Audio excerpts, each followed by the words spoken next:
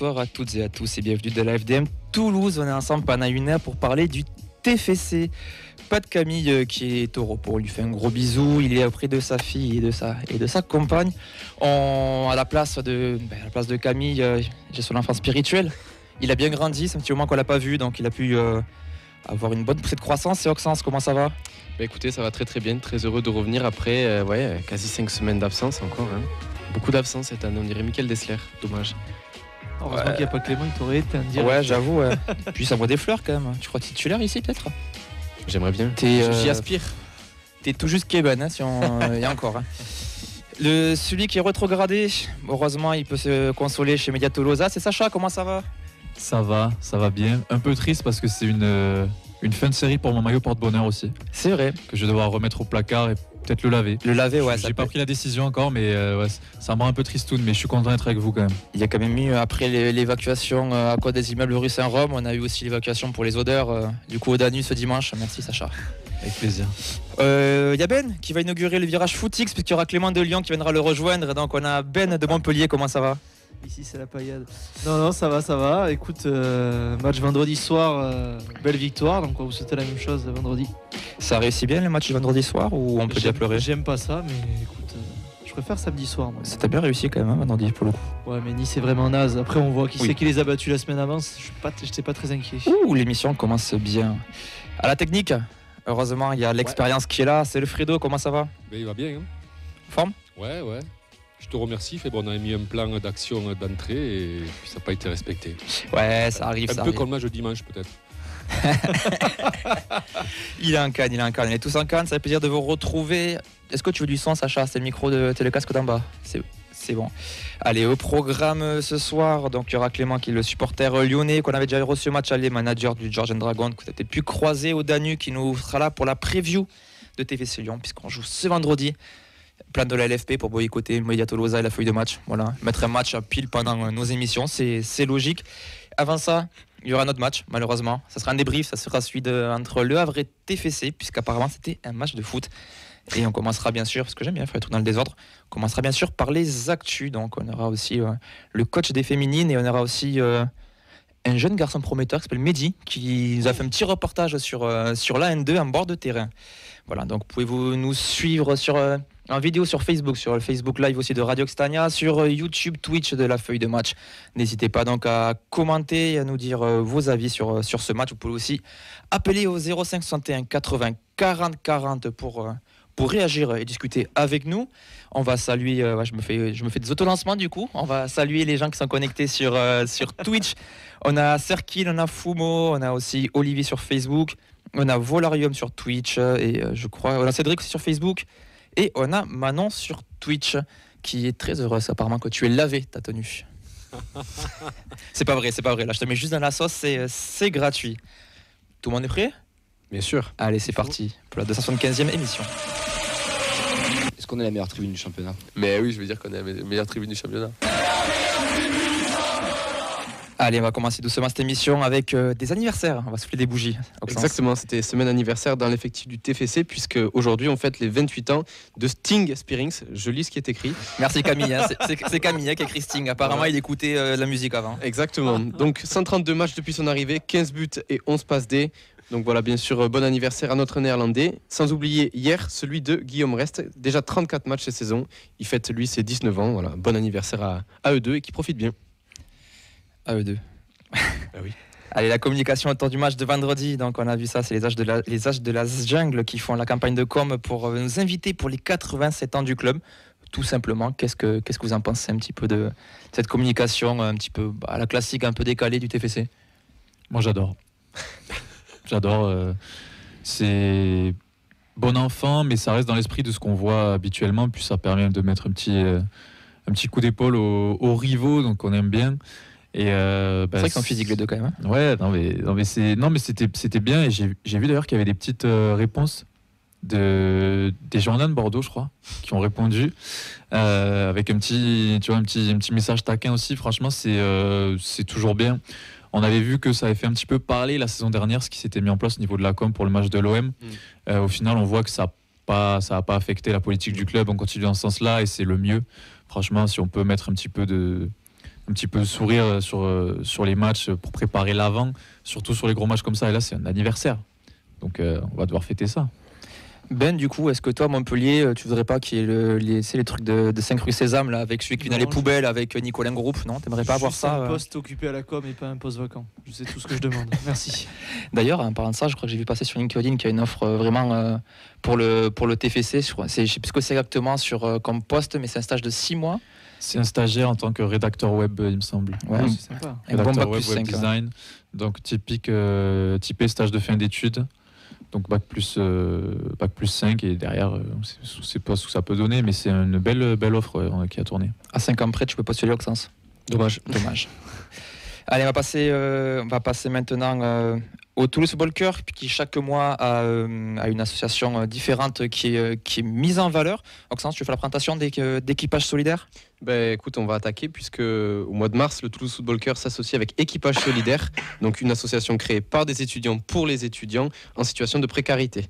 Né du constat de la précarité galopante chez les étudiants, l'Équipage Solidaire est une association à but non lucratif créée en 2020, ayant pour principale mission d'accompagner et de favoriser le bien-être personnel et professionnel de ces jeunes. Donc parmi cette association, on retrouve 3 piliers: lutter contre la précarité étudiante, lutter contre le gaspillage alimentaire et réinventer l'engagement citoyen. On retrouve aussi quelques actions, quelques missions comme Delivered, petit jeu de mots avec Deliveroo, assez sympa, c'est drôle. Une plateforme de livraison gratuite de repas à destination des étudiants en difficulté. On a également une opération numérique avec des distributions de kits pour des personnes isolées par la fracture numérique. Et enfin, un Discord étudiant donc pour créer un relais numérique au service de l'orientation de la formation pour les jeunes. Sans oublier les Moraudes, ce sont des tours de quartier réalisés par les bénévoles pour venir en aide aux personnes en difficulté dans la rue. Plus d'informations donc sur la page équipagesolidaire.fr. Allez, on passe maintenant sur du sportif, et c'est bien Tolosa qui avait repartagé l'information cet après-midi. C'est la sélection de Aron Donum avec la Norvège. Il avait déjà été sélectionné précédemment. Vous en pensez quoi, messieurs? Alors qu'on a Clément qui est en train de rentrer, on va laisser s'installer pendant qu'on fait le tour de table sur Donum. C'est bien pour lui. Est-ce qu'il y a vraiment un vivier de joueurs de son type en Norvège qui évoluent dans les 5 grands championnats européens? Je pense pas. Donc, je pense que c'est aussi pour ça qu'il est sélectionné. Il a clairement un statut. Il joue dans un club avec une situation qui le met à son avantage. En plus, il a du temps de jeu avec le TEF, donc c'est normal entre gros guillemets qu'il se retrouve en sélection. Et puis, ça peut aussi permettre de le relancer s'il enchaîne les bonnes prestations sur la trêve. Ça peut peut-être créer quelque chose. On sait qu'il n'est pas au meilleur de sa forme en ce moment, mais bon, ça reste une belle opportunité pour lui de briller. C'était bien passé, non, la dernière fois en sélection? Il fait une passe D ou il marque, je sais plus. Il me semble que oui, ça s'était très bien passé. Ouais. Passe D, je crois. Passe D, je crois. Le mec qui fait des passes D à Haaland, du coup. Ouais. La classe. Et avant, c'est Odegaard qui lui donne, quand même, t'imagines? C'est quand même sympa. Ça va. Ça ne reviendra plus cher. Allez, on va passer au journal des prêtés. Il y a pas mal de choses. On va commencer avec ton idole, Auxence.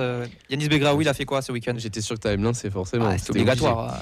Yanis Begraoui, défaite 1-0 à Dunkerque. Il est rentré à la 66e minute, mais il n'a pas pu empêcher la défaite de son équipe. Un revenant, Saïd Amoulic qui a pris le numéro 97 à Moscou. Il est toujours vivant, effectivement. 2e apparition consécutive dans le groupe du Lokomotiv. 2e match passé intégralement sur le banc. J'espère au moins qu'il a un plaid. Et comme quoi, une série peut en cacher une autre. Deuxième apparition consécutive, c'est fort pour lui. C'est sa meilleure perf de la saison. C'est fou. On est vraiment dur. Ouais, mais bon, après, il est sur une méga dynamique. Là. En parlant de dynamique, oui. Junior Flemings, buteur ce week-end lors de la défaite de son équipe 2-1. Qu'est-ce que t'es bon face à Vojvodina. T'étais pas obligé, tu peux dire contre un adversaire. Vojvodina. Il joue à 16h aujourd'hui contre Novi Pazar. Et je pense qu'on doit avoir les résultats. Regarde, Ben, celui qui dégaine plus vite que son ombre, le téléphone, pardon. Il a fait 2 partout, il a joué 80 minutes. Et non, mais ça, c'est parce qu'il a parié dessus. il n'a pas staté. Non. Il a parié sur ce match. Pourtant, on peut sur la Serbie. Parce qu'on a un petit striptease en direct avec un petit maillot de l'Olympique de Lyonnais. C'est bon. L'émission est prête, l'émission est lancée, c'est bon. Comment ça va, Clément? Impeccable. Je sais pas si vous... Rapproche-toi le micro. Ouais, c'est bien là. Ouais, je pense que ça va être bon. C'est ok. C'est bon, tu peux le muter, tu peux lui couper le son, c'est bon, voilà. On a vu le maillot, on peut... Non, ça va nickel. Je vous prie de m'excuser pour le retard. Petit impondérable au travail, mais je suis là et super content d'être avec vous. Pas de souci, en espérant que la Casette ait même retard pendant le match vendredi. Pas sûr qu'il joue encore, donc pas sûr à 100%. On en reparlera dans la preview. On va enchaîner avec les autres prêtés. Ouais, on reste sur le TEF quand même, c'est une émission pour le TEF. Oui. Avec Oliver Zanden, défaite 1-0 contre Midtjylland. Il est sorti à la 71e, il était titulaire. Un autre joueur prêté aussi, un petit peu disparu, qui est sorti des radars, Cléry Cerber, défaite 1-2 contre Arda. Il a joué 86 minutes. À noter que son défenseur congolais Messi a pris un rouge. Vraiment? Ce n'est pas une blague. Ok. Oui. Et on termine avec Mamadi Bangré. Mamadi Bangré, victoire 2-0 contre Bastia. Il était titulaire, il a joué 64 minutes. Et enfin, Kjetil Hogg, qui est en Norvège, c'est ça, Bodo Glimt, qui reprendra au mois d'avril. Juste, je vais lire un commentaire de Cédric sur Facebook. Vincent, je lance un appel au boycott du George and Dragons suite à la nomination des managers lyonnais. Le bar serait en pourparlers pour être renommé le Guns and Dragons. Est-ce que tu confirmes cette joli. rumeur? Absolument pas. Non, Ok. non, ça reste un pub toulousain, donc alors il accueille tous les fans de foot, ils sont bienvenus, mais c'est avant tout pour les Toulousains. Tu vas Lyon, souffrir entendu. je me le garde à la maison ou quand je retourne chez moi là-haut, mais non, boycottez pas les gars, s'il vous plaît. c'est simple. Je viens de passer manager, si vous pouvez être sympa, ce serait cool. Allez, on va passer au résultat de ce week-end pour nos jeunes, nos féminines, avec d'abord la Fabrique Violette. Il fait un seul match pour nos jeunes.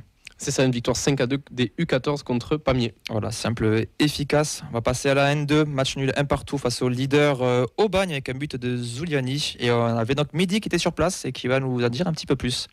À peu près habituel pour la N2. Il manquait peut-être un Tamak dans l'équipe. Il y a Saraj qui était dans le groupe de la N1. Alors je n'ai pas les raisons, mais voilà, sinon c'est une équipe plutôt habituelle. Bonota Traoré aussi qui n'était pas là. Voilà. Du coup, un très bon début de match pendant les 7-8 minutes du TEF où ça monopolisait le ballon. Ils ont été peut-être un peu surpris au bagne où ça manquait un peu de mobilité en face, etc. Et ponctué par une bonne occasion d'entrée et une seconde où ça se finit en face à face gardien où Chouchou et Didier Zuliani se retrouvent en face à face et marquent. Donc 1-0, je crois que c'est la 8e minute de jeu, quelque chose comme ça, cette 8e minute de jeu. Voilà, et ensuite, Aubagne a rapidement pris le dessus 5 minutes après le but. Et puis sur un accrochage avec Eddy Zuliani, il y a le numéro 20 d'Aubagne là, qui prend un carton rouge parce qu'il le prend au visage, il le pousse. Donc carton rouge complètement logique. Ça fait très bizarre, un vieux briscard qui tombe dans le piège d'un jeune comme ça. Franchement, je ne me l'explique pas. Alors que c'est une équipe qui joue le haut, il se plombe un petit peu le match. Donc voilà, tu te dis, allez, c'est parti. Peut-être que la N2, ça va le faire cette fois parce qu'ils reprennent le dessus, ils reprennent la possession, ils ont quelques situations intéressantes. Et puis en fin de première mi-temps, Aubagne s'y remet avec un très très bon numéro 7 là sur le côté, un peu virevoltant. Un numéro 15 là, qui jouait en pointe attaquant avec beaucoup d'expérience, qui leur pourrissait le match, qui grattait des fautes dans les 30 derniers mètres. Et là, au bout de la demi-heure de jeu, on s'est dit, oh là là, ils sont en train de pourrir le match Aubagne. Et les petits jeunes, là, ils n'arrivent pas à répondre. C'est ce qui s'est passé. À 10 contre 11, Aubagne a réussi ce qu'il voulait juste avant la mi-temps. La 44e, quelque chose comme ça, ils reviennent sur une action un peu anodine, là, sur un retour de coup franc, où justement, c'est ce vieux briscard de 15 là, qui note. Et on se dit, merde, 1-0, ils ne tiennent pas à la mi-temps. Et puis ça va être dur à la seconde. Donc un partout à la mi-temps. Et puis la seconde mi-temps, ultra équilibré. Heureusement qu'Aubagne, je pense, était à 10 contre 11 parce que sinon la deuxième mi-temps aurait été très longue parce que physiquement, évidemment, les mecs de 30 piges, ils avaient un peu le dessus. Voilà, sinon il y avait quand même quelques bons trucs, même si tu sens qu'il y a plein de choses à perfectionner parce que c'est des jeunes joueurs chez nous, mais par exemple Zodé Ougan derrière a été très bon. Yannis Zodé Ougan, très très bon. Ensuite, à noter Clément Pujos, pas trop mal. Noah Lamadi, très effacé, plus effacé que d'habitude. À 11 contre 10, tu te dis, il peut en faire un petit peu plus. Et puis devant, Madou Kebe qui remplaçait Bonota Traoré, qui a une grosse occasion en seconde mi-temps, qui se crée lui-même en contre. Et il la met pas au fond, quoi. Donc il a manqué de justesse, et en plus il est remplacé aussi à la fin par Ben Belianjou qui n'a pas pesé plus que ça. Voilà, donc Eddie Zuliani qui a toujours été quand même un petit peu remuant, même s'il est toujours sur un fil, toujours sur un fil à cause de l'agressivité. Voilà, Westbauer qui n'a pas été trop mal et Justin Lacombe qui sauve la mise par 2 gros arrêts aussi en deuxième mi-temps, qui est vraiment pas mal, dont une où il fait un arrêt, la balayage, où il va chercher une grosse détente et il les sauve un petit peu aussi sur la fin. Donc ça aurait pu basculer de deux côtés en deuxième mi-temps en nombre d'occasions, mais on sent que malgré leur infériorité numérique, Aubagne aurait pu être dessus. Donc voilà, 7e match nul de la saison. C'est dommage parce que c'est une occasion de gâcher pour remporter enfin la première victoire. Mais au final, c'est un nul assez logique vu la physionomie du match. Mais merci Mehdi, pardon. Je sais que c'était compliqué pour lui. Comme on entendait, apparemment, il est au fond du seau. Parce que franchement, la joie de vivre, c'est pas trop ça. Et il voulait rajouter un petit truc par rapport aussi à l'ambiance sur place. J'ai oublié de dire aussi, dans les tribunes, du très beau monde avec Mathias Niflor et son papa, ancien joueur du TEF, Wilfried Niflor, pardon. Et avec lui, a discuté tout le match Nicolas Dios également. Et puis aussi, très très très connu,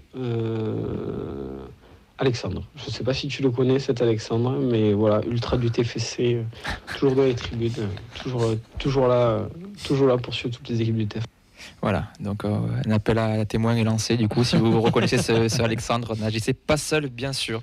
Donc bon match dans l'ensemble de nos jeunes qui, encore une fois, ne perdent pas et surtout luttent bien face à un leader du championnat, Justin Lacombe, qui a été désigné pour la 4e fois de la saison, joueur du match côté TFC par les entraîneurs adverses. Voilà, donc c'est plutôt une bonne perf. Ouais. C'est bien, mais on va dire qu'il a la chance, entre guillemets, de pouvoir s'illustrer dans une saison qui est forcément compliquée. Quand tu es gardien, tu as toujours plus de travail à faire. Maintenant, ça reste un très bon joueur. Justin Lacombe, il a forcément le chemin barré par le nombre de gardiens qu'on a au TEF, dont un qui est encore plus jeune que lui et qui est très talentueux, dont on va parler dans quelques minutes. Mais ça reste un bon joueur. Moi, je l'ai vu jouer quelques fois. Il est très serein dans ses cages. Et ça a fait plaisir aussi qu'ils permettent de tenir un nul face à un gros du championnat quand on voit la saison qu'est en train de vivre la N2. Mathématiquement, je crois que le maintien, ça va bientôt devenir assez impossible. Donc, on se raccroche à ce qu'on peut. Je pense que ça va faire du bien un peu à tout le monde, ce match. D'autres résultats pour les jeunes avec toi, Maxence ? Oui, les U19 qui ont perdu 3-1 contre Montpellier. Buteur côté toulousain, Enzo Fati. J'enchaîne ? Ouais, bien sûr. On va enchaîner du coup avec les U17. Victoire 4-0 cette fois-ci contre Castelnau-le-Cress. Bougida, Dardaké, Zema et Isaac sont les buteurs. Voilà, donc de bonnes perfs pour les jeunes. À passer maintenant aux féminines. Comme chaque semaine, on a pu avoir le coach Antoine Gérard qui a pu nous faire des vocaux avec bien sûr le technicien Camille au montage. On va commencer d'abord avec l'avis du coach sur cette défaite en amical. C'était vendredi 5-1 contre Rodez, équipe de D2. Le match de vendredi dernier contre Rodez a été effectivement difficile sur le plan du score. L'idée était sur ce match de pouvoir essayer différentes choses, surtout de régénérer les joueuses qui avaient énormément joué ces derniers temps, tout en conservant une opposition de qualité face à nous. Donc ça a été un mélange un peu difficile qui a expliqué en partie le score un peu large. Mais on n'a pas trop tiré sur les joueuses qui ont été beaucoup sollicitées sur les matchs à enjeu et qui le seront encore là sur le mois de mars. Et ça nous a aussi permis de voir quelques joueuses du groupe U23, quelques joueuses du groupe U19, des filles qui n'avaient pas eu l'habitude de venir avec l'équipe Fagnon cette saison. Rodez avait aligné l'équipe type, hormis une ou deux absences. Donc c'était forcément, ça a agrandi un petit peu la différence. Puis Rodez est une équipe expérimentée du niveau au-dessus. Donc effectivement, elles ont été à leur niveau et nous, on a été un peu en apprentissage sur ce match. On a posé aussi la question au coach si des joueuses ont pu marquer des points sur cette rencontre. J'ai oublié de dire aussi dans les tribunes. Non, faut que tu appuies sur le vocal numéro 2, filles en dessous. Ancien joueur du TEF. Alors appuie dessus pour l'annuler. Bon, on a eu un petit souci au montage, alors désolé. On va passer du coup sur la préparation du week-end suivant, puisque les filles sont toujours en tête de cette D3 et elles jouent contre l'Olympique Lyonnais, donc la réserve de l'Olympique Lyonnais, qu'on avait battu à l'aller. Est-ce que du coup l'objectif est d'enchaîner une seconde victoire et savoir aussi si on avait des blessés pour cette semaine-là? Le week-end lyonnais, on l'espère le 2 sur 2, mais on va faire en sorte que ça arrive, hein, que nos pros se rapprochent progressivement du maintien et puissent avoir des ambitions encore plus élevées sur la fin du championnat. Et puis nous, poursuivre notre marche en avant et garder ce bonus sur Cannes.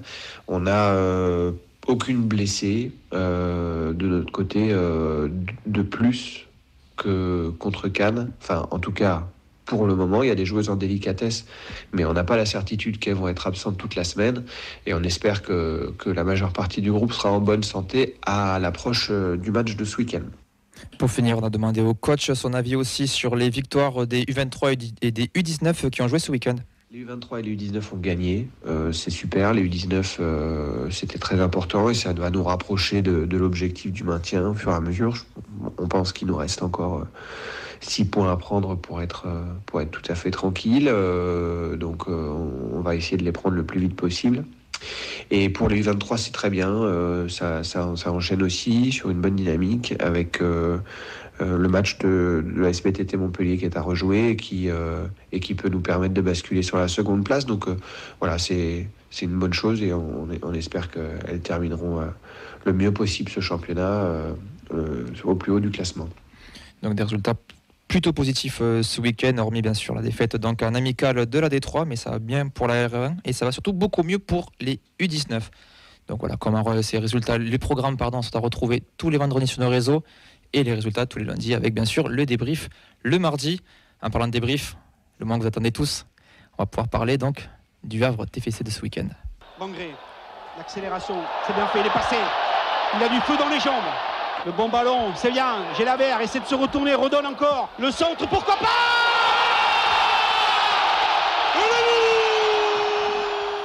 Fred, vu que ça va pas trop et que là on peut lui dire définitivement adieu à l'Europa League, je t'autorise à mettre le jingle Europa League.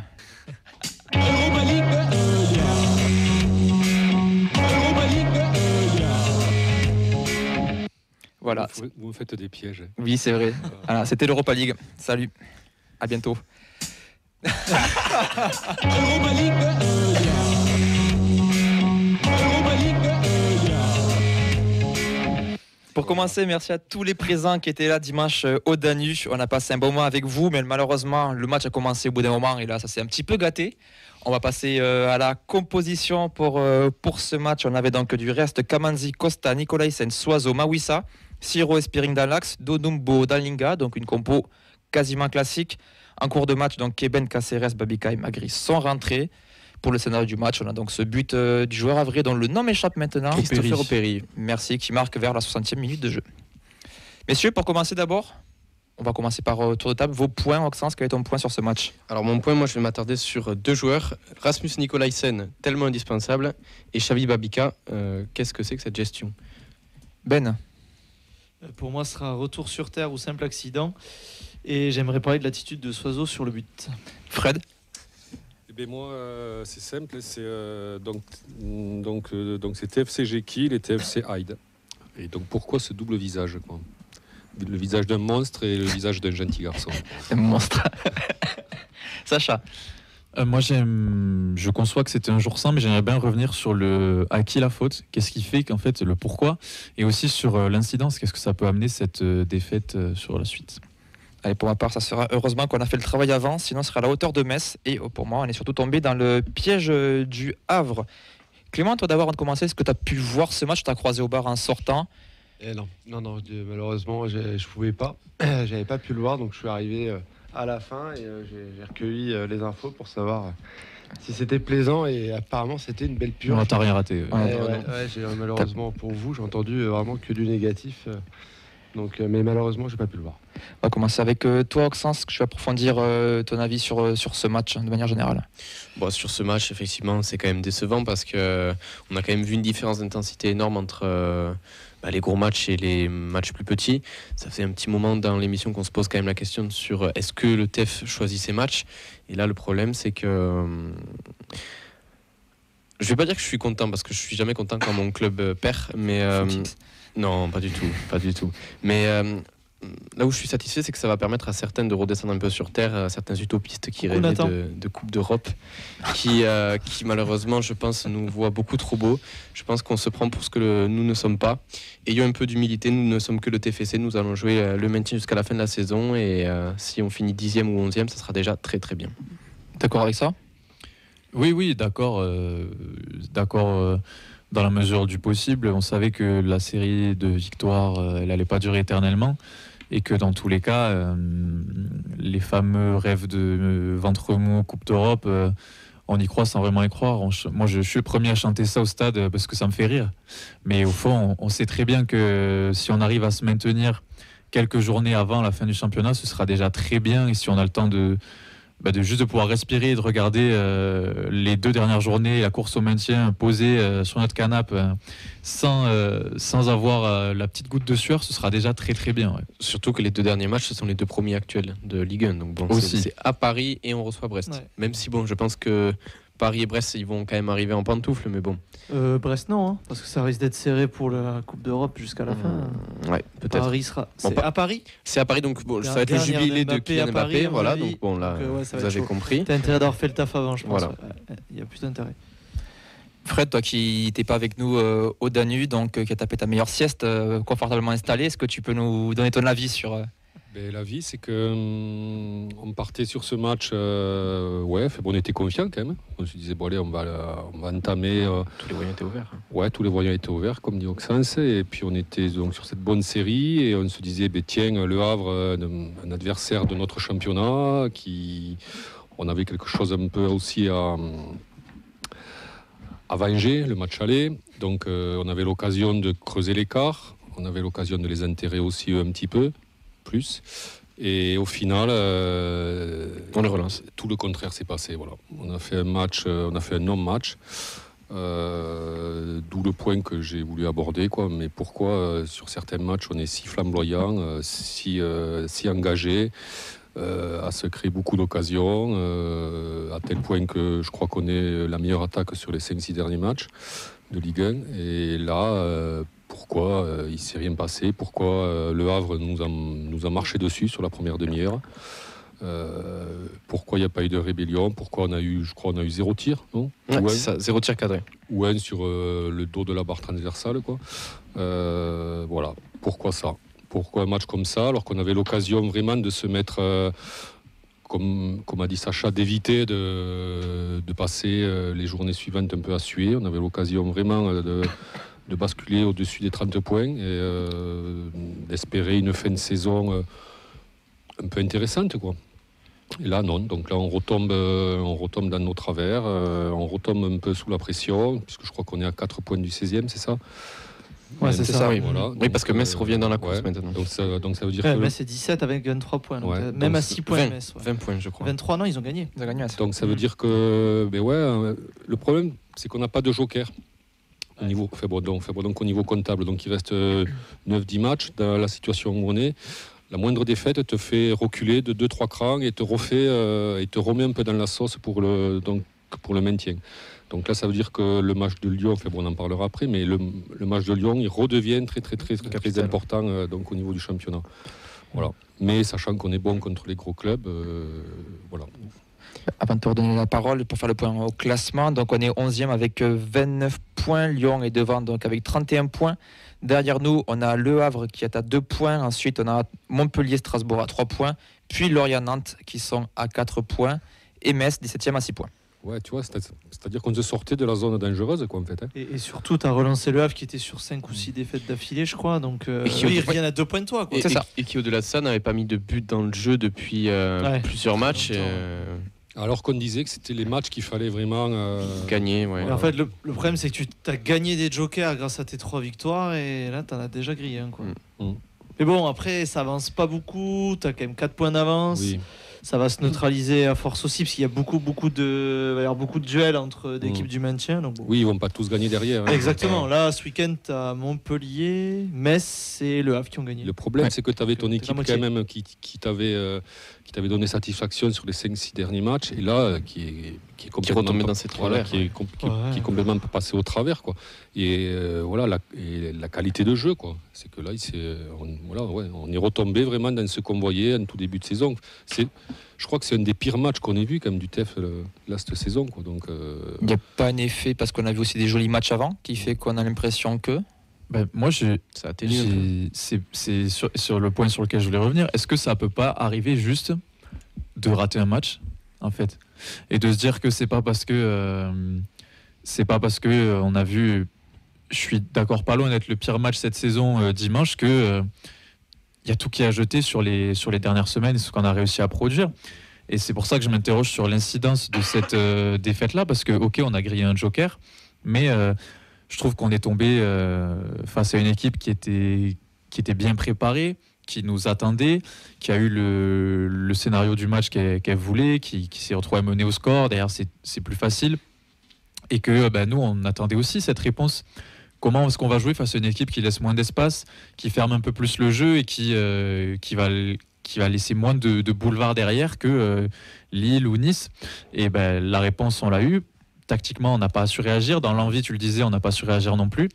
Donc je m'interroge, mais je me dis que il faut pas nous enterrer directement, comme il fallait pas se voir trop beau une fois qu'on a réussi à battre un ou deux gros du championnat.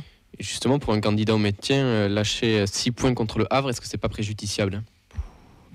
Non, parce que les points que tu as perdus contre le Havre, tu allé les chercher contre Monaco, Lille et Nice, par exemple. Donc au final, après les 2 points que tu as perdus avec la fête, si tu regardes que ton championnat contre les équipes en dessous du top 10, ça fait peur. Et au-dessus, c'est mieux. Donc en fait, les points que tu as donnés aux autres, ça aurait pu être l'inverse. On peut s'attarder dessus si tu veux. On a Lyon où on perd au Groupama Stadium. Le Havre où on perd les 2 matchs. Montpellier où on prend 3-0, là pareil, non-match total. Ouais. Strasbourg, on perd aussi. Oui, 2-0. Ouais. Lorient, match nul, 1-1 à la dernière seconde. Tu te fais remonter alors que tu as la victoire entre les mains. Ouais. C'est ça. Nantes, premier match de la saison, on le gagne. Par contre, le retour au stadium, on le perd. Metz, on gagne les 2 matchs par contre. Ça, c'est bien. Et Clermont, on fait match nul au stadium en attendant d'avoir le prochain match qui sera justement dans 2 semaines après Lyon. Après la trêve, ouais. Après la trêve, pardon. Fin mars. Donc on voit que sur la deuxième partie de tableau, c'est pas glorieux du tout. Non. Moi, c'est un peu la qualité de jeu. Alors, je suis comme Sacha un peu là sur ce point-là. Tu peux perdre un match. On aurait pu perdre au Havre, mais si on avait produit autre chose, ça aurait été bien, je trouve. Mais là, vraiment. Mais là, moi, je te dis que c'est un jour sans complet, quoi. Ouais. Et je me dis, ça arrive. C'est pas possible d'être aussi inexistant quand tu vois ce qu'on a montré avant. Mais dans la dynamique qu'avait ce groupe-là, comment tu peux produire ce match-là ? Parce que comme a dit Oxen, c'est quoi ? C'était le Havre. Le Havre connaissait l'enjeu de ce match et nous aussi on le connaissait. Comment on a pu autant passer au travers, quoi. Il fallait que ça arrive un jour, malheureusement, hein, aussi. Ouais. Mais... il n'a pas tort. Désolé.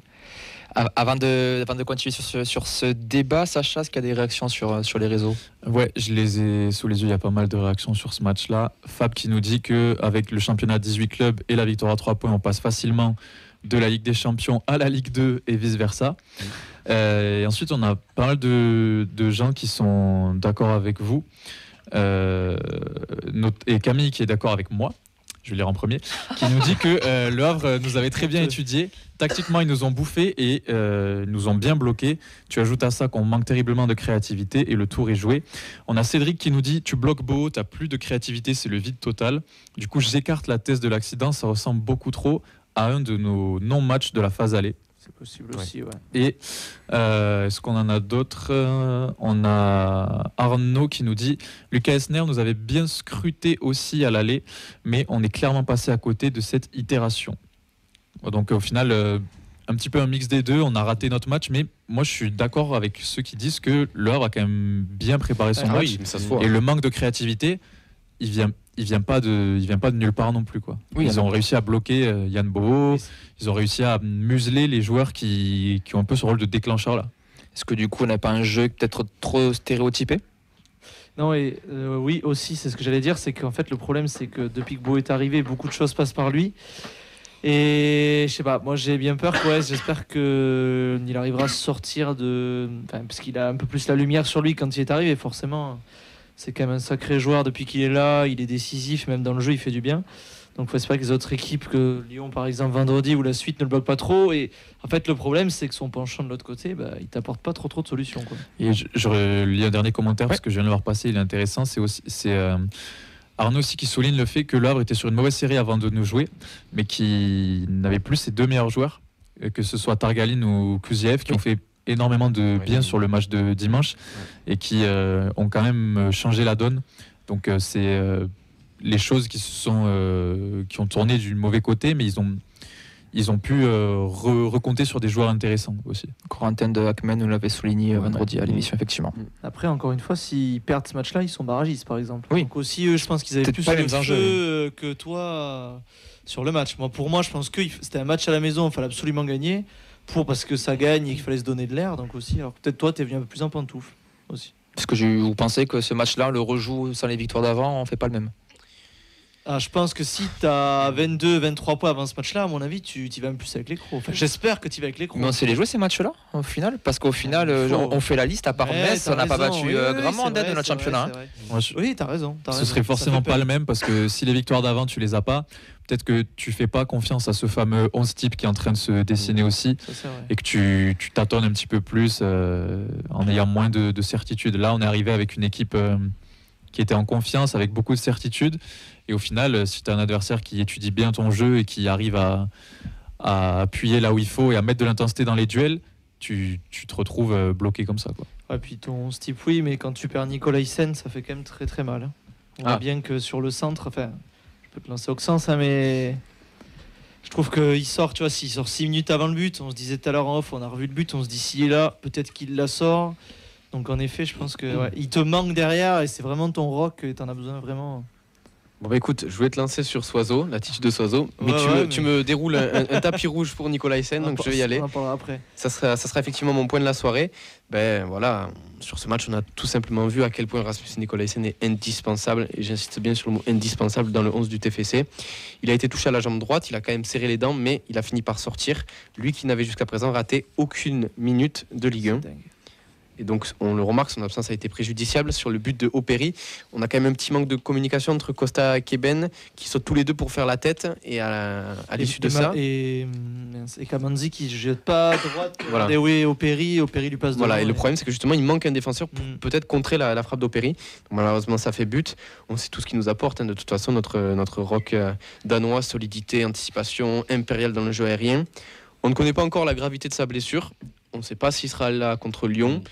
On sait juste que Carles Martinez a évoqué un gros coup en conférence de presse, sans plus. Quoi qu'il en soit, on espère qu'il se remettra vite, car on a besoin de lui, et ça, c'est très important. Qu'est-ce que vous en pensez de l'absence de Nicolaisen? Nicolaisen, depuis le début de saison, oui, on le sait, derrière, c'est le taulier, quoi.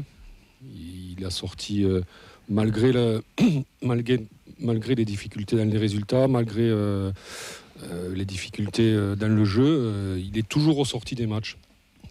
C'était un joueur qui a toujours fait ses matchs, qui est pour beaucoup on n'a jamais trop pris de gros scores, et donc il y est pour beaucoup, quoi. Donc à chaque match il a son lot d'interventions décisives, il a son lot d'impact sur les autres joueurs, etc.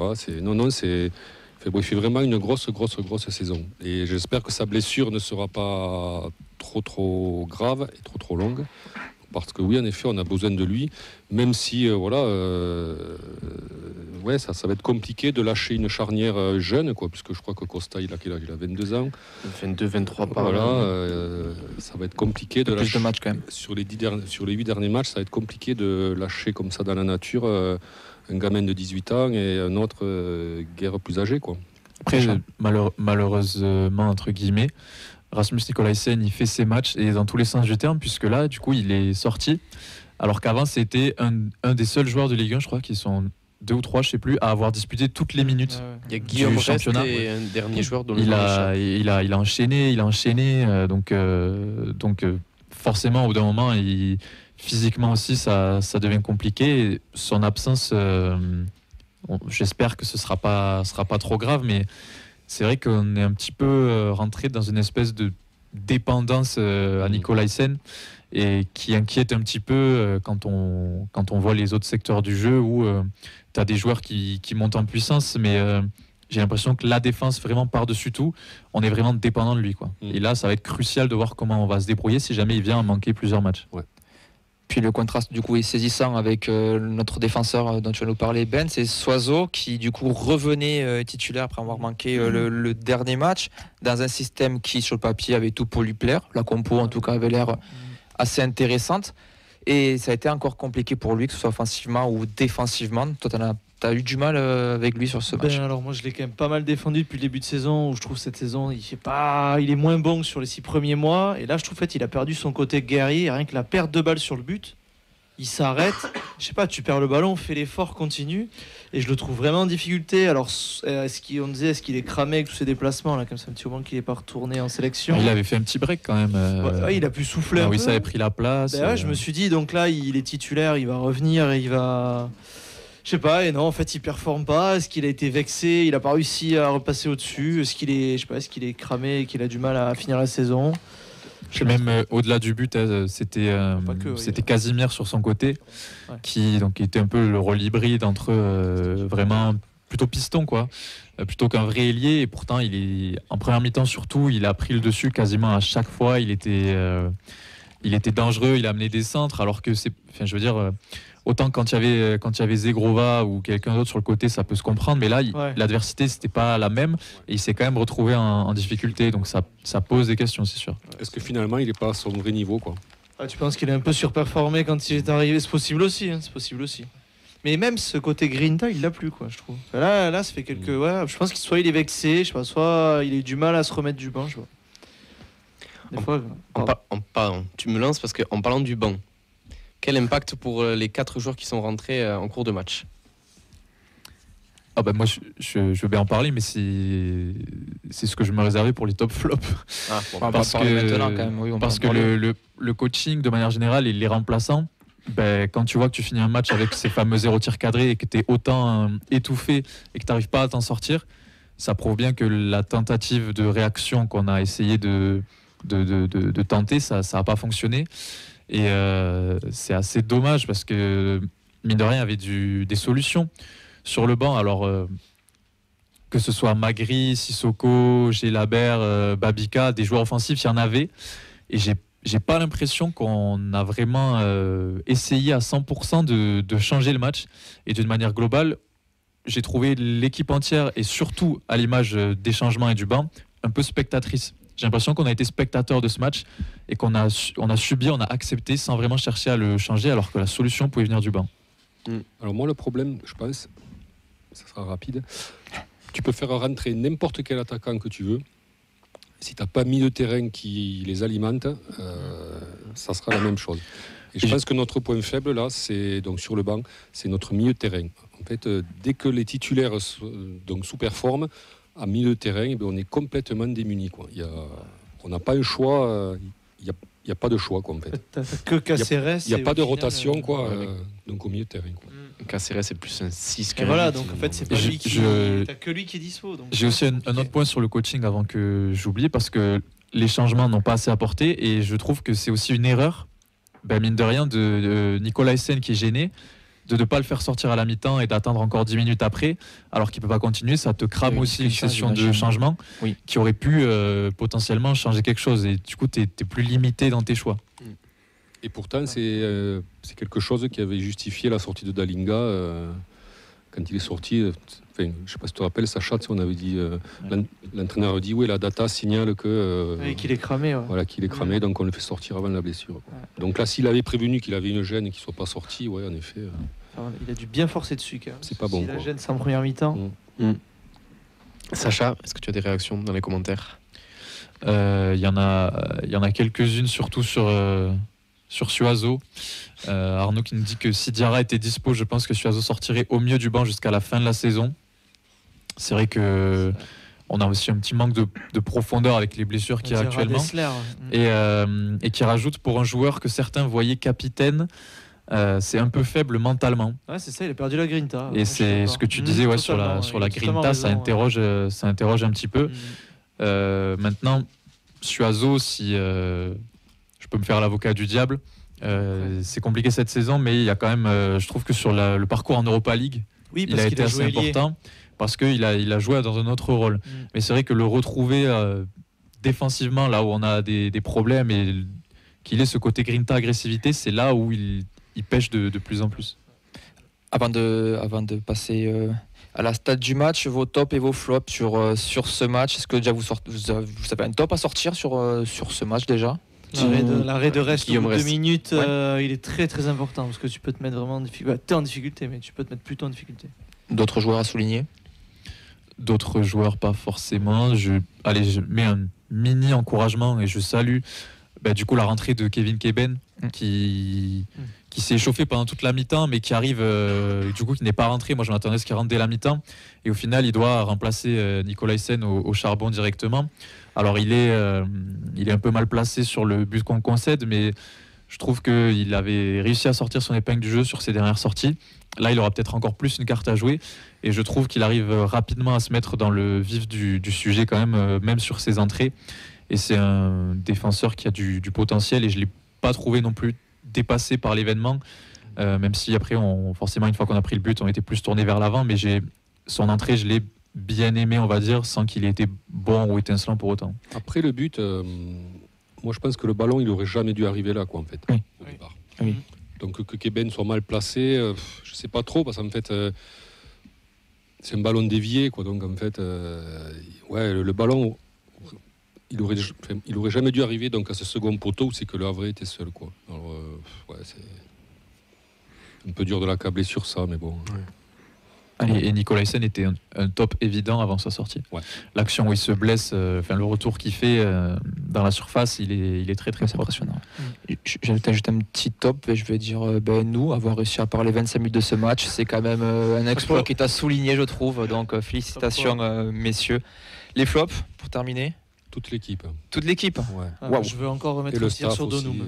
Donum, il faut qu'il fasse plus. Il fait pas assez pour. La renta, elle est pas bonne là. C'était le point que je voulais aborder un petit peu pendant le match. Bon, là, on a trop parlé dessus, mais c'est vrai que quand on a Xavi Babica qui toque à la porte un petit peu, je pense que Babica devrait démarrer. En fait, on sait pas ce qu'il vaut parce qu'on ne l'a pas vu. Alors j'ai entendu qu'il avait une gêne à l'épaule il y a 2-3 semaines et que c'est pour ça. Mais au bout d'un moment, je veux bien des statuts et tout, je comprends tout ça, mais écoute, essayons-le. Il y aura une trêve de toute façon. En première mi-temps contre Lille, mais il joue avec l'équipe B, on va dire. Donc forcément, il est à l'image de l'équipe qui démarre très mal. Je sais pas, j'aimerais bien le voir avec le 11 type, regarder ce qu'il vaut, parce que de toute façon, moi, vraiment... C'est pour ça que moi, mon flop, du coup, c'est le staff de manière générale et les changements qui n'ont pas su renverser la situation alors qu'on avait pris l'habitude de le faire, d'avoir une première mi-temps pas terrible et de trouver la solution pour réagir. Là, ça n'a pas été le cas. Et tactiquement, Carles Martinez a clairement perdu la bataille. On n'a même pas existé, donc c'est très compliqué. Et on le voit que dès que l'entraîneur a des manques sur un match, on sort des matchs assez difficiles, quoi. C'est autant sur les matchs où il a des bons choix, on gagne, et autant sur des matchs où il est en difficulté, quoi. Puisque là, donc, il a été en difficulté, clairement, l'entraîneur adverse l'a mangé, quoi. Mais on voit qu'il n'y a pas de... Ça donne des prestations comme dimanche, quoi. Allez, pour terminer sur note de positif, ça va être la stat du match avec Auxence. La stat du match, c'est 0. Voilà. Grosse surprise. Non, c'est un 0 qu'on pourrait appliquer un petit peu partout. C'est aussi le nombre de frappes cadrées pour le TFC contre le Havre. Mais là où c'est intéressant, c'est que ça n'était jamais arrivé de la saison. Pourtant, on se souvient de matchs qui étaient quand même très mauvais en termes de contenu. Je pense à Nantes et Rennes à domicile. Il y avait eu au moins une occasion, un tir cadré. Là, contre le Havre, rien. Le néant total. Arthur Desmas n'a pas eu besoin de se doucher. Victoire du Havre. Voilà, comment terminer sur une note de positif cette rencontre. Je vais juste vous lire un commentaire pour passer aussi à autre chose, qui est celui de Jojo31, dont je voulais en parler, j'ai un petit peu zappé. C'était pour faire un petit mot sur le retour du groupe TFC Fan Club, qui avait pas loin de 15 000 membres, qui était un groupe où il y avait beaucoup de personnes qui pouvaient échanger donc, sur Facebook, qui, comme nous, a connu les joies d'être bloqués. Sauf qu'ils n'ont pas pu retrouver leur page, donc ils sont repartis à zéro, et là ils ont quelques centaines de membres, donc voilà, force à eux. Donc TFC Fan Club sur Facebook, si vous pouvez les retrouver, allez les rejoindre, c'est toujours sympa, c'est l'endroit d'échange sur la communauté. Comme ici, c'est l'endroit où on se retrouve pour débattre, échanger et chacun donner son avis. Le TEF dérange. Exactement, le TEF dérange. Libérez-nous Facebook. C'est ça. Allez, on va passer maintenant à la présentation donc, de TFC Lyon ce vendredi. Europa League, Europa League, C'est pour nos amis lyonnais. Ça commence. Ça commence. C'est un bon moment. Voilà, match TFC Lyon ce vendredi 21h en prime sur prime. Ha, ha, ha. Deux équipes en forme qui ont pris 15 points en 2024, donc 4e meilleur total. Et on reçoit donc Clément, supporter de l'Olympique lyonnais. Comment ça va, Clément ? Eh ben, ça va, nickel, merci. Toujours content d'être là. Je suis désolé, j'ai pas trop parlé du TEF, mais j'ai pas trop suivi les matchs récemment, donc j'avais pas envie de l'ouvrir pour dire des bêtises. Je vous laisse dire des bonnes choses, vous. T'as venu la dernière fois et porté bonheur, mais à ton équipe, pour le coup. Ouais, grave. Merci les gars. Et du coup, comme on est con, on te rappelle, et comme ça, tu peux revenir, reprendre un petit peu de bonne dose. Lyon qu'on a relancé donc au match aller, mais qui fait une bonne seconde partie de saison. Vous êtes 10e, donc 2 points devant nous. Comment tu juges du coup cette seconde partie de saison lyonnaise, avec beaucoup mieux avec le nouveau coach aussi ? Fallait forcément bien. Avant de vous jouer, il faut rappeler qu'on est à 7 points. Et à ce moment-là, il n'y a jamais une seule équipe qui s'était sauvée à 7 points à cette partie-là de la saison. Donc on peut que bien la juger. On a les arrivants qui ont fait du bien. Et puis tu as des matchs qui tournent dans ton sens quand en octobre-novembre, ça ne voulait pas. Là, on a eu un peu de chance sur certains. Je pense qu'on va gagner à Montpellier. Ouais, complètement. On ne mérite pas vraiment. Mais on l'apprend. Tu sais, quand tu n'as pas de points, tu apprends la chance. Hein. C'est la casette, Factor X. Et clairement, quand tu as ce gars-là qui se remet à marquer des buts, ça devient tout de suite plus simple. Quoi. Ça, c'est sûr. Donc voilà, on va peut-être réussir le challenge de réussir une saison loupée. Donc ça arrive pas souvent parce qu'on a encore la coupe, quoi. Mais alors voilà, on va y venir quand même, parce que vous êtes toujours en lice en Coupe de France avec un tirage favorable. Je crois que vous jouez contre Valenciennes. On reçoit Valenciennes, ouais. Est-ce que l'objectif c'est de succéder au TFC ? Je mets le jingle Coupe de France. Portez malchance. Clairement, de toute façon, tu sais, vous savez, je vous écoutais tout à l'heure et tout ce que vous disiez par rapport à la position du TEF dans le classement, c'est exactement la même analyse que tu peux faire pour Lyon. Ça veut dire que t'en perds 2, tu te mets dans la sauce. T'en gagnes 2, moi c'est pareil. Je lisais les supporters lyonnais qui, avant le match de Lens, où on se fait quand même bien taper chez nous 3-0, on entendait parler de Coupe d'Europe et je trouvais ça justement complètement lunaire quand tu vois où on était en décembre. Et là où j'ai la même analyse, c'est que comme pour le TEF, il faut se sécuriser le plus vite possible pour faire une fin de saison tranquille. Mais la Coupe de France, c'est clairement c'est déjà un trophée, on n'en a pas eu depuis 12 ans. Si je dis pas de bêtises, je crois que c'est 2012 le dernier. Trophée des champions, je te laisse deviner contre qui. Voilà. et du coup, merde, je sais plus où j'en étais. Mais c'est un trophée et c'est une place potentiellement. C'est une place pour l'Europe que, à mon avis, c'est pas possible de l'avoir en championnat. Faut se sécuriser. Si on finit 10e, ça sera pas mal. Heureusement. Donc du coup, priorité championnat. Comment tu abordes ce match de vendredi ? Tu sais, j'ai l'impression qu'à chaque match, on repart à 0, nous. Donc c'est dur d'être supporter lyonnais parce que y a des choses qui vont bien, qui vont beaucoup mieux que quand on s'est vu il y a 3 mois, mais j'ai l'impression qu'il y a des trucs qu'on n'a jamais de certitude, quoi. Et à chaque match, il peut tout se passer. On peut venir en mettre 3 au TEF, on peut venir en prendre 4, en prendre 3 au TEF aussi. C'est assez illisible. Moi, je regarde juste les points qu'on prend et pour vite se mettre à l'abri, mais c'est dur à dire ce qui va se passer vendredi en vrai.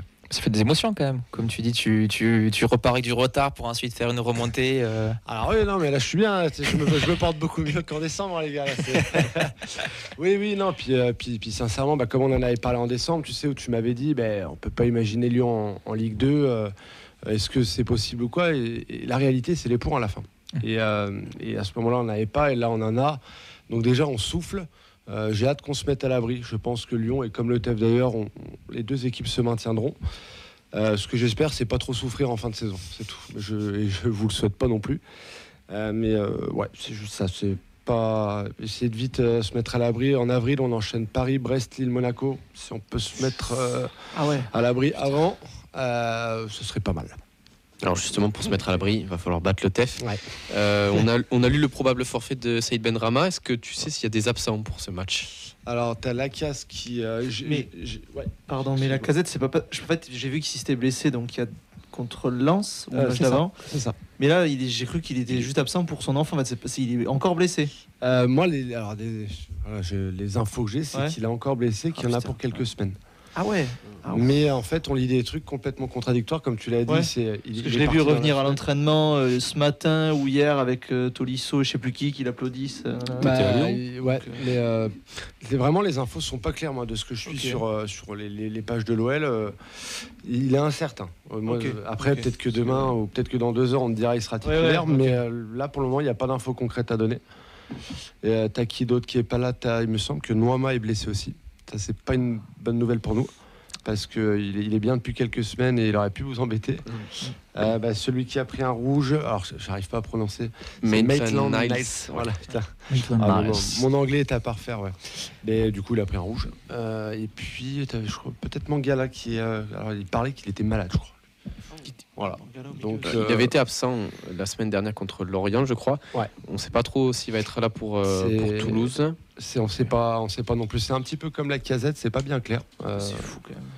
En fait, c'est tous les clubs qui verrouillent un peu les. Et ouais, je comprends pas trop pourquoi. Ouais, c'est volontaire, je pense. Mais je Ouais, bon après si. Lyon avec et sans la Casette, c'est quand même pas la même. Secret médical, quoi. C'est clair. Oui. Je vois. Mais voilà à peu près de ce que je sais. Après, j'ai pas tout. Je suis pas encore dans le staff lyonnais, donc je peux pas vous lâcher. Je devrais venir bientôt, on espère. Dans cet effectif, pour toi, c'est quoi les points forts et les points faibles? Alors on va parler des forces qu'on est sûr en présence. Je vais pas parler de la Casette, tout le monde le connaît. Non, mais c'est clairement Matic. C'est l'arrivée de Matic qui change le visage de Lyon, puisqu'il arrive à rendre en plus ce qu'il a créé bien meilleur. Donc il a une stat assez incroyable contre Lorient, 83 passes tentées, 83 passes réussies. Et depuis qu'Opta, j'ai lu que du coup depuis qu'Opta existe, c'était jamais arrivé pour un autre joueur qui est un défenseur. C'est ce que j'avais lu. Avec un si haut total. Enfin, je sais plus quelle était la. Pas genre 30 passes. Mais oui, voilà. Ouais, il joue bien en foot, quoi. Et non, mais il change absolument. Quand il a le jeu face à lui, il change tout dans le rythme. Il fait accélérer, passe courte, passe longue. Tout est fluide. Donc il trouve bien les ailiers qui après arrivent bien à rentrer. On a beaucoup plus d'actions qu'on n'en avait pas avant. Au-delà de la réussite retrouvée, c'est qu'on se crée quand même vachement plus d'occasions. Donc pour moi, c'est lui. Après Benrahma, tu vois, je savais pas qu'il était peut-être incertain. Donc, tu vois, alors, justement, je te coupe, on est allé voir les infos. Normalement, Aurel Mangala serait présent contre Toulouse. Bon, bah écoute, on l'espère. Parce que... Après, dans le groupe, pas forcément. Oui, peut-être qu'il va rentrer en fin de match, mais normalement, il est censé être là. Très bon joueur. Mais voilà, donc il y a lui, et puis devant, t'as Baldé. Baldé qui est bien, et j'aime bien la recrue, moi, Auban. Il est un peu fantasque, il est arrivé, il a foutu un beau bordel dans le vestiaire. Mais ceci dit, ça s'est un petit peu apaisé, c'est sa personnalité qui a dû être apprivoisée. Il est virevoltant, il peut vous embêter, il peut embêter vos défenseurs, ouais, carrément. Et à l'inverse, les points faibles? Trop fort. Non, les points faibles, c'est toujours en défense que ça se passe, quoi. Bon, on a Lopez qui est en tant que gardien qui comme le reste de l'équipe, va beaucoup mieux, mais on a une défense quand même lente. O'Brien qui a été à quart déjà. Bon, rien que les noms, tu sais que ça va pas aller vite. Et on fait quand même encore pas mal de boulettes. Donc moi, je trouve que c'est là-dessus. C'est pour ça que je disais c'est très incertain, parce que si vous arrivez que le coach il a mis une rouste à vos joueurs toute la semaine et que les gars du TEF ont un petit peu de réussite, tu peux très facilement en prendre 3 dans la mi-temps, quoi. Ce que je souhaite pas, mais si je suis objectif, c'est des choses qui peuvent arriver. Mais voilà, mais c'est surtout ça va être la défense, et si les gars devant arrivent pas à être efficaces, j'enfonce une porte ouverte, mais on est très dépendant de ça, nous. Petite question sur YouTube d'Arnaud qui se projette un petit peu sur Lyon, sur Textor et tout. On a un petit peu parlé au match aller. Ouais. Il parle aussi du fait que les clubs de la Galaxy Textor ne transpirent pas forcément la sérénité. Non. Mais si ça se finit bien cette saison, c'est un peu angoissant pour l'avenir d'une institution comme l'OL, ce genre de démarrage. C'est quand même pas bon signe. On va pas se mentir, parce que... ça veut dire que déjà que tu as complètement foiré la transition, ça on en avait parlé la dernière fois, ouais. Donc déjà, si tu veux, le climat est pas bon. Là, je te dis, ça passe, on va chercher Pierre Sage, il faut mettre quand même entre guillemets du respect sur son nom, parce qu'il te fait... il a juste repris les fondamentaux, mais il fallait le faire. Mais ça va vraiment dépendre, à mon avis, de si on gagne la Coupe de France. Parce que, déjà, bon, encore une fois, titre, mais si tu repars sur direct une année avec une Coupe d'Europe, avec l'effectif qu'on a et l'argent que ça va générer, alors on n'ira pas gagner l'Europa League, mais tu peux repartir vraiment dans un projet, ce qu'on n'arrive pas à faire depuis 3-4 ans. Donc ça peut passer maintenant, il faut qu'il laisse la gestion à des gars qui connaissent le foot. Textor, c'est pas, voilà, c'est pas trop ça. Moi, je pense pas que ça va durer très très longtemps. Méfie-toi, Clément, tu sais que l'Europa League, tu peux aller loin. Hein. Et ça fait tellement longtemps que j'ai pas vu l'Europe, les gars. Je sais plus ce que c'est, quoi. Regarde Sacha, il est pas redescendu encore, il y est encore. Regarde, il est tout là-haut. Ici, vous voyez. Je suis tout en haut. J'en profite pour dire que j'ai grave kiffé le parcours du TEF en Europa League, comme vous, j'imagine, et ça méritait, même s'il n'y avait pas d'attente, ça méritait bien mieux. C'est cool, c'est gentil. Non, je le pense vraiment. Ouais. J'ai vu les matchs et mal payé, très mal payé. Allez, on va passer maintenant au prono. On terminera avec toi, Clément, bien sûr. On va commencer avec Fred en cabine. Ton prono pour ce match de vendredi? Un prono, ouais, moi je suis un peu sur le tempo de Clément. Quoi.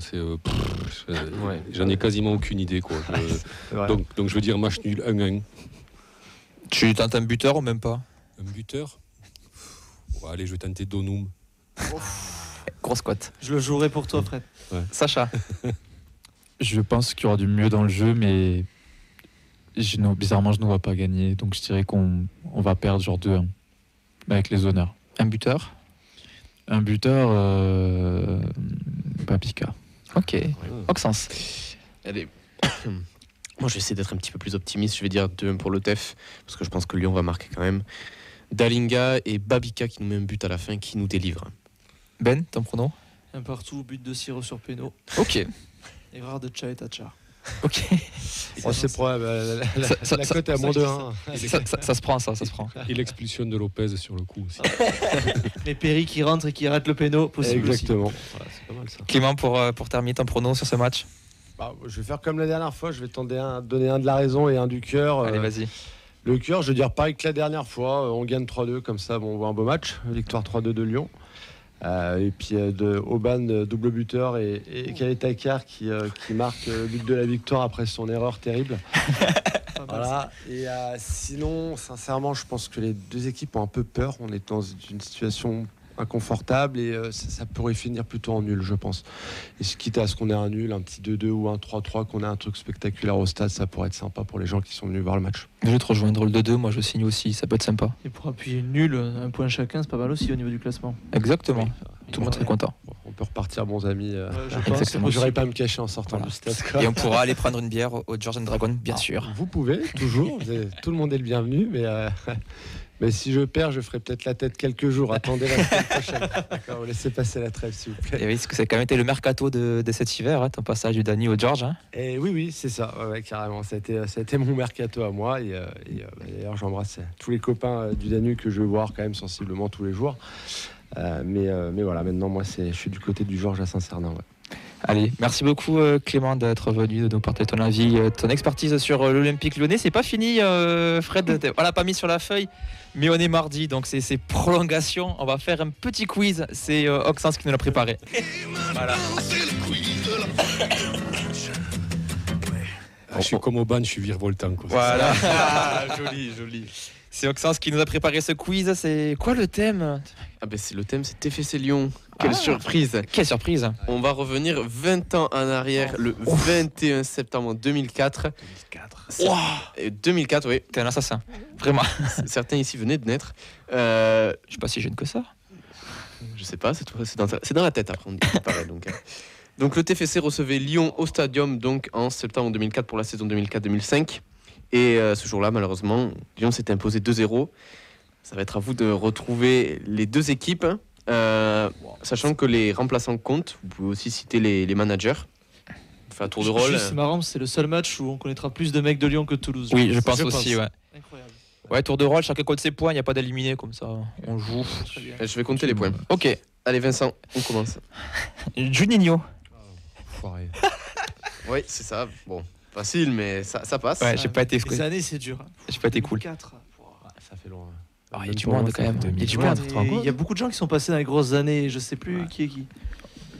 T'es quand même au cœur de la période, donc tu dois avoir quand même du Non, dis pas. Vous avez de grands noms. Coupé. Oui. Allez, Clément. Ah putain, à cette époque-là, j'ai envie de tenter Anderson. Je pense, non? Non, Anderson, ça ne passe pas. Ah ouais? Ah bah tu Ouais. vois. Même dans les remplaçants. Non. Ah bah tu vois. C'est plus vieux que ça, Le Anderson. Lyonnais qui se foire, mais. Je crois, Fred. En tout cas, il n'y était pas. Les joueurs lyonnais Ou Toulousain, Ah, t'es Toulousain. Toulousain. Il n'y a que toi qui t'en souviens, je pense, 2004. Ouais, 2004, Douchez. Non. Et non. Sacha, Ah bon? c'est tout fait. 4. Bah là, il t'a donné dit ça, si c'est pas Douchez. Non, mais j'ai envie de. Arribagé. Oui, Arribagé, ça marche. Bien joué. Et ben du coup, je vais prendre Revaux. Ouais, c'est ça. Bon, Merci, ça marche. merci. Passe D. Essien. Essien, ça marche. Il avait été buteur, justement. Oh putain, ça devait pas arriver souvent, ça. Je tentais Chris en défense. Chris, ça marche aussi. Fred. J'ai envie de tenter un gros coup là. Daniel Morera. Oh. Eh ben, gros coup justifié. Bravo. Bien Ça joué. marche. Daniel Putain, Morera. il arrive si tôt que ça, moi. Ouais. Deuxième saison en Ligue 1. Numéro 10. Sacha. Ah oui, c'est le moment où j'arrête de jouer. Alors Oui. attends, que j'essaie de me concentrer. 2004, ouais, je me rappelle très bien. Qui est attaquant avec. Non, les joueurs du TEF en 2004. C'est super dur. Je sais pas, Balmont. Ah ouais. Pas mal ça. Balmont, ça ne marche pas. Oh. Est-ce que c'est Suarez attaquant avec Moreira? C'est David Suarez, oui. Celui du Barça. Voilà, lui-même. Je vais tenter. Ah, Lyonnais, c'est sûr. Putain, Pierre Lègle. Oh non, Waouh. C'est trop vieux ça, non? Pareil Non, de jeu, Pierre ouais. Lègle. Je pense qu'il y était plus avant. Je pense que C'est tu pas époque connais pas, VRL, toi. c'est pas époque VRL et compagnie, ça. Florent j'arrive Laville, pas à Franck trouver Serra. Ouais. Mais en fait, je situe des latéraux, mais ils vont C'est pas une l'air si vieux génération, que ça. c'est une génération avant ça. Oh, putain, Pierre dur. Lègle, je n'ai pas. Pierre Lègle. Je te le montre. Je sais pas qui c'est. Il a joué en équipe de France. Ouais, Il a mais eu c'est- des ils ont pas sélections, d'Inis, Pour moi, c'est la génération d'avant, ouais. Ah, Pierre Lègle. Il aurait pu faire la 98 si je dis pas de bêtises. Ah, c'est si vieux. Ah ouais, Ah ouais. putain. Je crois qu'il était Ouais, dans ouais. les tu sais les Ouais. mecs qui prennent à côté. Je Oui. regarderai après. À toi, Clément, du coup. Bah, je vais tenter Cassapa en défense centrale. Oui, Bien ça joué. marche. Fred. Efficace. Moi, je vais tenter un second truc là, mais je suis second pas gros sûr, coup. tu vois. Dalmat.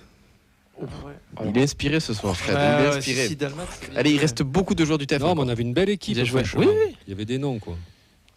J'en ai aucune idée. Les joueurs du TEF. T'as du Brésilien à Lyon, si ça peut t'aider. Non, non, mais moi, j'ai envie de jouer au TEF, mais Ah. 2004. T'as des Brésiliens à Toulouse c'est- aussi, je crois. Il y a encore un Brésilien à Lyon. Apparemment, il y a penalty sur lui. Oui, non, Ah, l'indice. Gratuit ça. mais... Neymar. Et il prend le point. Hein. Il prend le Ouais, point. je prends le point parce qu'après je. Il a j'arrête fait Tout à de l'heure, jouer, tout à l'heure, il a Euh, craché sur. C'était pas apparemment sur- les gars, c'est il y avait penalty. une faute grotesque. Il y avait penalty. Ouais. Emana. Ah, tu viens de Et le maintenant, voler. ça marche. Désolé. Rude. Je vais tenter le meilleur central du championnat et Bondo. Non. Ça marche chez Bondo. Oui. Ouais. 2004. Bien ah joué, ouais. bien joué. Facile, Ah oui, non. bah, génération Pichoun. Hein. Albin et Bondo. Ah, Ils mais font je pense que national de 2004 Ligue 1, déjà. hein, ces joueurs-là, oui. Non, mais tu me parles comme si Abonné au j'étais TEF, il a né pas fait un et bon que je start savais. pendant une saison. T'as des joueurs qui sont au staff aujourd'hui, hein, si vous voulez des indices. Hein. Enfin, qui sont passés par le staff. De Bève. Je vais tenter Sidney Govou, qui est Ah, whisky ouais, pas coca. mal, ça. Et ça marche en Putain, plus. Pardon. Fred. Moi, j'ai envie de tenter un truc de fou. Ça fait 3 fois qu'il dit ça. Non, mais là, j'en ai un en tête, mais je ne suis pas sûr. Il venait de Lyon, François Clerc. Il joue au TEF. Oui, il fait une Ah saison ouais ou deux. Ah hein. ouais Alors, Ouais. malheureusement, Je crois qu'il avait été prêté par Lyon Ouais. cette année-là. et- Comme alors, Balmont, malheureusement, il n'est pas sur la feuille de match. Ah, merde. Bien Ça aurait tenté été celui-là. beau. je Ouais, sais pas. c'était beau à faire. Hein. François Clerc, ouais. Moi je sais pas. Allez, Allez. Sacha, je vais t'aider peut-être parce que je crois qu'il y était. On va faire un dernier tour après. Son, Oui. son père faisait partie du carré magique. Non mais. Ah oui. Ah, Thibaut Giresse. Thibaut Giresse, ça marche. Il est rentré en jeu. Alors, Bien il joué. n'était pas titulaire, mais il est rentré en jeu, donc ça marche. Merci mon Fred, t'es mon préféré de toute l'équipe. Allez, on va faire un dernier tour. Issoudao. Issoudao, ça ne marche pas. Ah, j'en ai un autre, c'est pas grave. Ils viennent s'enfuir. Jérémy Mathieu. Non, c'est trop Non, vieux. c'est l'année après. Non, Jérémy Mathieu, Mytho. c'est pas bon. Tu te rends compte même Jérémy Mathieu. Alors moi c'est les plus vieux souvenirs que j'ai. Ah, c'est normal. Clément. C'est le dernier tour ou pas? Parce Ouais. que Oui, c'est c'est le cas, le dernier j'en tente deux à Lyon. Vas-y, vas-y. Doublé. Le doublé, et j'ai envie de tenter Diarra, Mamadou Diarra et oui. Réveillère. Ah oui, Anthony Réveillère. ouais. Anthony Réveillère, c'est bon. Ah, tu as bien. Mamadou Diarra, c'est bon aussi. Bien joué. Hier, ça me semblait moins vieux que Et ça. moi, Fred. moi, je vais finir. Finis en beauté, allez. Ouais, je vais finir en beauté. Je vais faire une dédicace à Mehdi. Oula. Benjamin Somme. Ah, dommage. Il rentre pas. Il y est pas? Non. Même pas dans le groupe? Non. Ah, et pourtant il y était en 2004, je crois. Il est peut-être pas rentré en jeu. Là, j'ai Tana. vraiment l'affiche avec ceux qui sont rentrés en jeu et les titulaires. T'as Sacha ou pas? Le dernier peut-être. Je t'offre Lucien. Est-ce que je t'offre Non, Lucien arrêtez Aubé ou d'offrir, pas? c'est bon, j'ai une dignité quand même. Je lui offre Lucien Jouer, Aubé. c'est bon. Est-ce que Lucien Aubé joue? Lucien Aubé, ça marche. Et moi, je lui offre. Et Voilà. moi, je lui offre Jean Daniel. Non, pas Jean Daniel. Pas pro. Non, Non, vous êtes fous. Non, Alors, non, alors, non. Si, On va- il était. Perrier Doumbé. Vas-y, Allez. On va quand même conclure. Donc, TFC entraîné par Eric Montbart, Ah ouais. avec Ouais. Christophe Revaux, Dominique Arribagé, Lucien Aubé, Ouais. Henri Bédimo, Oh, Ouais. Bédimo. Ouais, formé à Toulouse, il fait virer. Ok. Oh, waouh. Albin Bondo, Ouais.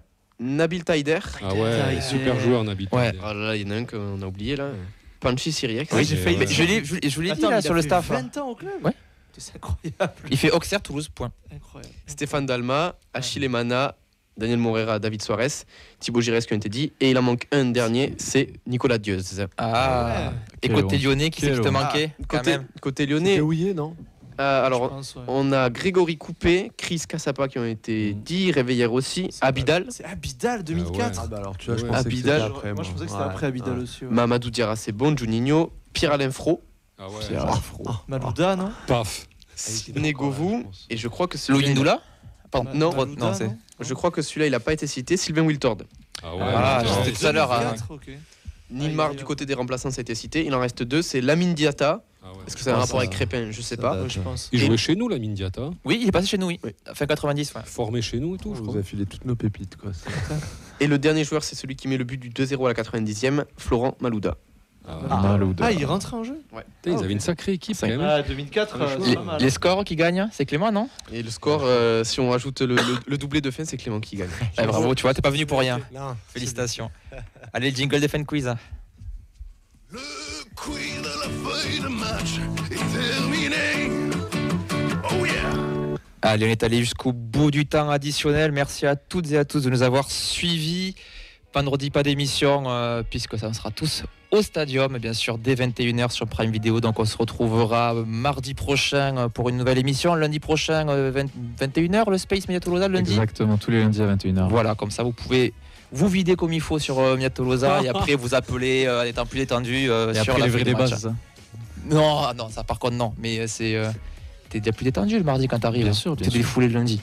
C'est un complément. C'est pour ça nous qu'on fait du foot avec Ben et Camille pour pouvoir se défouler et que ça soit aussi. Gagner Comme des ça. matchs. Non, ça c'est autre chose. C'est comme le TFC, c'est un projet, on y arrivera un jour, mais voilà. Merci beaucoup Ben. Merci beaucoup et bon match vendredi. Yes. Un Et petit bon nul, courage. je signe, je te le dis. Merci Fred à la technique. Ouais. Et est-ce qu'il y a eu des subs? J'ai pas fait attention, peut-être que oui, dans le doute. Vous mettez-en maintenant des subs, comme ça je les Henri verrai. qui offre son 100e sub. Merci Sacha, ça t'a fait quoi de faire une émission sans être animateur ni co-animateur? C'est quand même bien aussi. Plus droit à la parole. Et ben, si je peux finir avec un petit mot, j'espère Oui. que, malgré mon prono, j'espère qu'on a un bon résultat vendredi. Pour que, même si on parle pas d'Europe, on puisse viser un peu plus haut. Mais pas trop, parce qu'encore au-dessus, c'est le pied de Targaline. Et ça, il faut pas toucher. Merci Oxens pour ton retour et merci d'avoir co-animé. Ben, merci à toi. Un plaisir. Un coucou à tous les absents et bien sûr on va terminer cette émission en remerciant Clément d'être venu. Merci à vous, les J'espère que gars. ça t'a plu. Tu reviens l'année prochaine de toute façon. Ah bah moi, ouais, carrément. On se maintient tous, d'accord, cette année. Voilà. Comme ça, l'année prochaine, je peux revenir. Et on joue l'Europe ensemble. Et bah pourquoi pas. Rêvons plus grand. Mais non, merci pour l'invite. C'est toujours un vrai plaisir de venir vous voir. Donc merci beaucoup. Allez, merci tout le monde. Gros bisous. On se retrouve la semaine prochaine, mardi 20h, même heure. Ciao, ciao.